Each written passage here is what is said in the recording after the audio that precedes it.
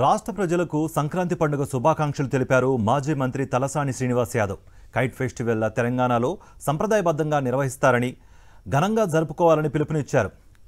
Western culture వచ్చాక సంస్కృతి సంప్రదాయాలను మర్చిపోతున్నారని అభిప్రాయపడ్డారు తలసాని శ్రీనివాస్ యాదవ్. మన ఆడపడుచులందరూ ముగ్గుల పోటీలు, ఆ తర్వాత పిండి వంటలు, రెండోది పిల్లలు, కుటుంబ సభ్యులు, పెద్దలందరూ పతంగులు ఎగిరేసుకోవడం అనేది ఆనవాయితీగా వస్తున్నటువంటి మన సాంప్రదాయం. మన సంస్కృతి సాంప్రదాయము చాలా గొప్పది. అంత వెస్టర్న్ కల్చర్ వచ్చిన తర్వాత సంక్రాంతి కూడా పతంగులు ఎగిరేసుకునేటువంటి రోజులు పోయినాయి. యావత్ దేశంలో మనకున్నటువంటి పండుగలు ఎవరికి ఉండవు.